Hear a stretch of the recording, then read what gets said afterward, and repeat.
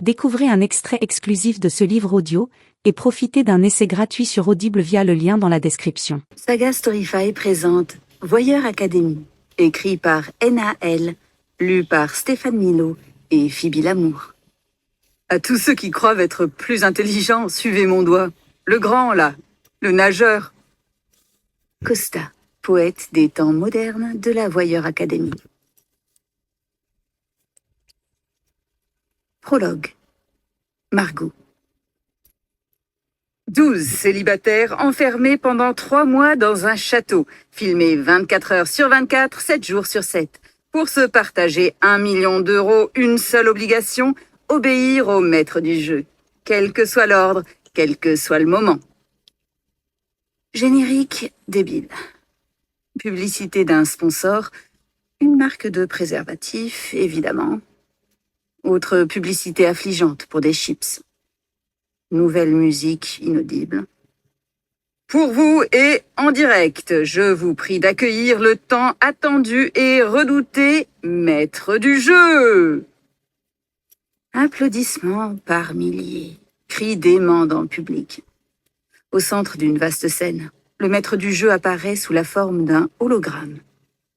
Chaque saison, c'est le même faux bonhomme sinistre aux cheveux gominés, vêtu d'un costume strict et arborant un visage sévère au possible. Si ce gars était réel, il pourrait postuler au casting de tous les films historiques pour le rôle du général nazi. Il ne lui manque que le bandeau sur l'œil pour que le cliché soit complet. Silence, bande de dégénérés! Les applaudissements ont cessé, à la seconde où sa voix d'outre-tombe a aboyé ces mots. Il règne désormais un silence pétrifiant dans le studio.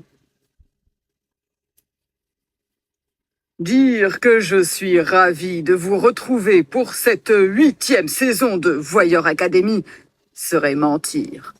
Je ne me perdrai pas en inutiles bavardages que la plupart de vous ne comprendrez pas quoi qu'il en soit, et irai droit au but. Les gens rigolent autour de moi. Le public aussi. Apparemment, ils trouvent amusant qu'un hologramme les traite d'imbéciles. 12 nouveaux candidats ont été sélectionnés par mes soins. 12 disciples qui devront se plier à mes volontés et en lesquels j'ai fondé de grandes espérances. Avant de découvrir le lieu qui leur servira de refuge, voici leur portrait. Avant que je puisse apercevoir le premier candidat, on m'attrape par le bras pour m'isoler dans un sas. « Déshabille-toi et enfile cette tenue », m'ordonne un type que je n'ai jamais vu de ma vie. « Pardon ? Grouille-toi, tu entres dans le château dans 15 minutes. » J'avise la tenue en question, en grimaçant. « Je ne porterai pas ça. »« Oh, si, tu vas le faire. Parce que tu as signé un contrat, ma petite, alors tu la boucles, et tu obéis. » Il ricane. Ce sera un bon exercice pour tes 3 prochains mois, enfermé là-dedans. Non mais c'est quoi son problème, à celui-ci? Considérant sa tronche de gland, j'hésite entre de la frustration sexuelle et un complexe d'infériorité carabiné.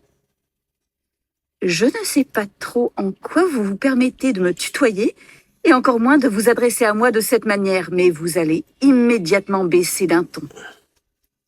Il me dévisage, l'air ahuri, avant d'éclater de rire. « Habille-toi et ferme ta gueule, s'il te plaît. C'est mieux ?» Il quitte le sas en s'esclaffant. « Non mais putain, on aura tout vu. Maintenant les candidats de télé-réalité vont nous apprendre la vie. » Mais quel... Non, je ne suis pas comme cet idiot, je ne m'abaisserai pas à proférer des injures. Serre les dents, Margot, et dis-toi que c'est seulement pour 3 mois. Je jette un nouveau coup d'œil aux vêtements pendus sur un cintre. C'est résolument affreux. Pourquoi la production de l'émission souhaite-t-elle me faire porter une tenue type de secrétaire coincée? Ne suis-je pas censée être agréable à regarder? Je suppose que je n'ai pas le choix. J'enfile donc cette jupe droite sombre. J'y coince à l'intérieur le chemisier à fleurs qui ressemble trait pour trait à la toile cirée trônant depuis 20 ans sur la table de mon arrière-grand-mère Albertine. Livre audio complet gratuit disponible en description de cette vidéo.